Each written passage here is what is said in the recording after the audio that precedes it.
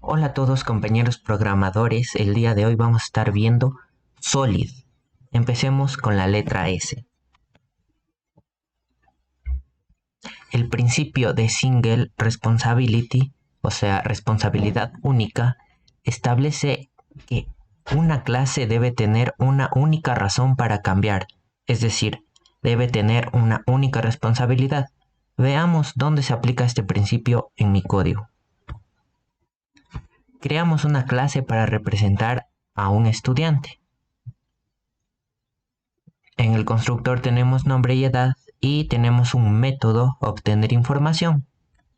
En este caso, la clase estudiante tiene una única responsabilidad: representar los datos y proporcionar una forma de obtener información sobre el estudiante. Creamos una clase separada para manejar la persistencia de los estudiantes, o sea, el almacenamiento. Es decir, mi clase almacenamiento estudiantes tiene el método guardar en base de datos. En este caso estamos simulando que guardamos una base de datos. La clase almacenamiento estudiante se encarga de manejar la persistencia de los estudiantes en la base de datos. La persistencia es el almacenamiento. Aquí se aplica el principio de Single Responsibility, ya que esta clase tiene la responsabilidad única de interactuar con la base de datos y guardar la información. Creamos una clase para manejar la lógica de negocios relacionada con los estudiantes. Mi clase lógica estudiantes con el constructor almacenamiento tiene una característica almacenamiento y el método agregar estudiantes que recibe un estudiante. Ya. La clase lógica estudiantes se encarga de manejar la lógica de negocios relacionada con los estudiantes.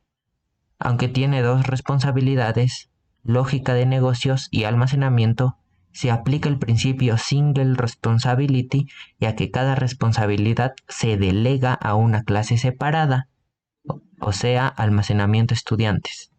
En resumen, el código proporcionado se aplica el principio de Single Responsibility al dividir las responsabilidades en clases separadas, una para representar al estudiante, otra para manejar la persistencia y otra para manejar la lógica de negocios. Cada clase tiene una única razón para cambiar y una única responsabilidad. Vamos con el principio de Open Close, que lo tenemos aquí. Primero quiero que observen esta clase. Importamos enum y la llamamos como si fuera una clase que está heredando. En este caso, class tipo vehículo y entre los paréntesis enum. Enum es una función para que crea variables únicas, que crea constantes únicas y se le asigna un valor único a cada una. Lo que quiero que observen aquí es los métodos. Método pintar auto y método pintar motocicleta. Y aquí tenemos una validación que si es auto, uso el método pintar auto. Si es motocicleta, uso el método pintar motocicleta. Pero aquí nos está aplicando Open Close. Ahora veamos un código donde sí se aplica Open Close. Este código es lo mismo, pero en vez de tener métodos para cada auto, es decir, para un método para auto, un método para motocicleta, si queremos agregar más debemos crear un método para, por ejemplo, tractor, un método para camión, pero en este caso tenemos una clase vehículo, una clase general y con el método pintar. Entonces yo voy a crear una clase auto y voy a sobreescribir el método pintar. La clase auto es una clase hija de la clase vehículo y sobrescribe el método. Lo mismo con motocicleta, sobrescribe el método. Entonces, si yo tengo que crear una clase tractor, solo creo una clase tractor y sobrescribo el método. Y en vez de modificar todo un código para agregar un método para cada uno, por ejemplo, pintar auto, pintar motocicleta. Para yo agregar otro, debo poner otro método y así estaría modificando el código. En cambio, si hago clases hijas, no estoy modificando el código, solo creo otra clase y le sobrescribo el método. Y así se cumple el principio open close, que trata de que debe estar abierto a abierto a extensiones y cerrado a modificaciones.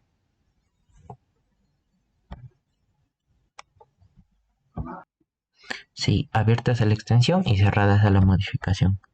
Vamos con la tercera letra, que es L, que sería el scope. Vamos. Aquí está, scope.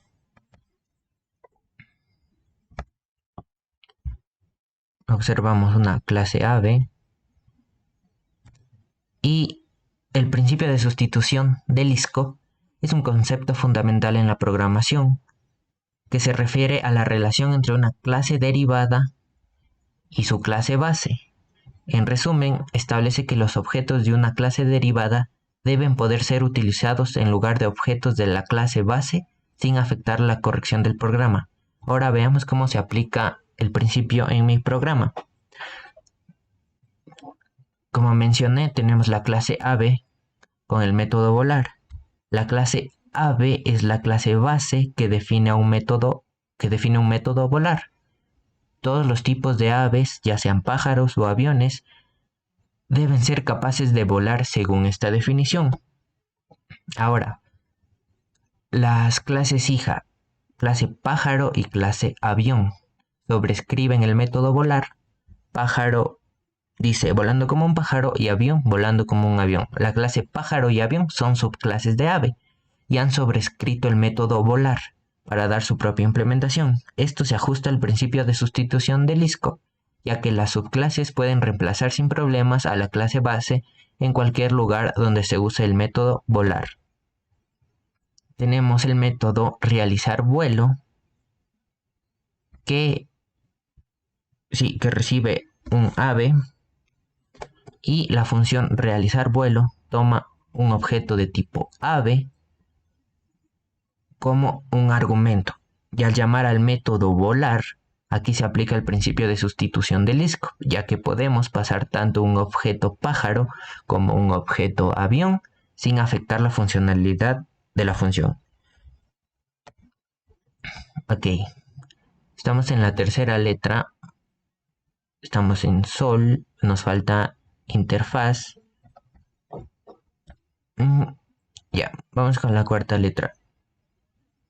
Sol, sí, interfaz. El principio de interface segregation, o sea, segregación de interfaces, se refiere a la idea de que una clase no debe ser forzada a implementar interfaces que no va a utilizar. En otras palabras, las interfaces deben ser específicas y estar enfocadas en un conjunto coherente de funciones para una clase. En mi código tenemos la importación de los métodos abstractos y una interfaz para aves que vuelan y una interfaz para aves que nadan. Estas dos interfaces, cada una tiene un método abstracto que representa una acción específica para una ave voladora y un ave nadadora respectivamente. Tenemos la clase que implementa la interfaz de ave voladora y la clase que implementa la interfaz de ave nadadora. En este caso, class pájaro volador, que es la subclase de IAV volador, y la clase pato nadador, que es una subclase de ave nadador. Aquí se crean dos clases que implementan las interfaces. Cada clase implementa solo una interfaz y proporciona la funcionalidad correspondiente. La clase que implementa ambas interfaces, en este caso es la clase águila, que tiene las dos interfaces, y ave volador y ave nadador. La clase águila implementa ambas interfaces, lo cual no se ajusta al principio de segregación de interfaces. Sin embargo, este es solo un ejemplo para demostrar cómo se viola el principio. La función que realiza acciones de ave. La función realizar acciones ave, que recibe un objeto ave, toma un objeto de tipo ave y verifica si implementa la interfaz correspondiente para realizar la acción apropiada. Esto muestra cómo el código podría manejar diferentes tipos de aves de manera específica según sus capacidades. Vamos con la última letra, que sería Dependency Inversion. Aquí está. Tenemos Dependency Inversion. Este principio se refiere a cómo se manejan las dependencias entre componentes en un sistema. Básicamente se trata de invertir el flujo de control de manera que los componentes de alto nivel no dependan directamente de los componentes de bajo nivel, sino que ambos dependan de abstracciones. O sea, más simple, en lugar de que los detalles dependan de las abstracciones deben depender de los detalles. Esto se logra mediante el uso de interfaces o clases base.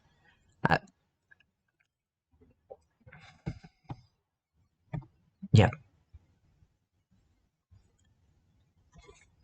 En este ejemplo, se aplica el principio Dependency Inversion en la relación entre la clase notificador y las clases envío, email y SMS. Aquí está la parte del código donde se aplica el principio de Dependency Inversion. La clase de alto nivel, que es class notificador, con los métodos, con su constructor y su respectivo método. En esta parte del código, la clase notificador recibe una instancia de una clase concreta, email o SMS, en su constructor. Esto significa que la clase notificador no depende directamente de las implementaciones concretas de envío, sino que depende de la abstracción proporcionada por la clase base envío. Esta es una aplicación del principio Dependency Inversion, ya que la clase de alto nivel, notificator, no depende de la abstracción envío, en lugar de depender directamente de las clases concretas email o SMS. Esto hace que el código sea más flexible y permite intercambiar fácilmente diferentes métodos de envío sin tener que modificar la lógica de notificador.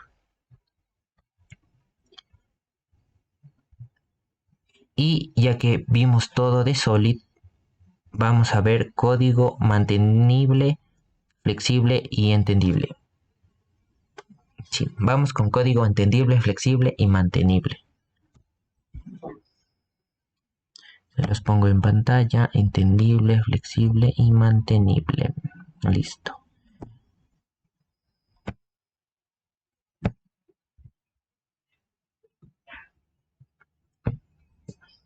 Ok, entonces,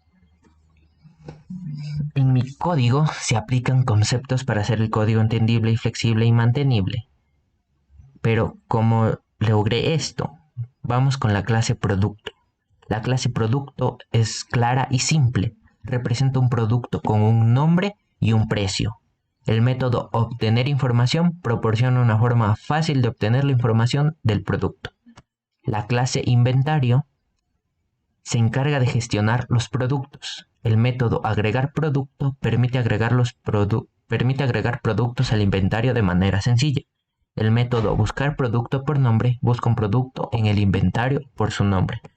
La función imprimir información del producto. Esta función imprime la información del producto si se encuentra. De lo contrario, muestra un mensaje. El uso de las instancias en el bloque ifName, o sea, en el main, se crean instancias de producto y inventario. Los productos se agregan al inventario, se busca y muestra la información sobre un producto específico por nombre, se demuestra la búsqueda de un producto que no existe. El código es entendible porque sigue una estructura simple y coherente. Cada clase tiene una responsabilidad clara y sus métodos tienen nombres significativos. Es flexible ya que puede agregar más funcionalidades y métodos sin cambiar las partes existentes del código. Por ejemplo, podrías añadir métodos para actualizar o eliminar productos de inventario.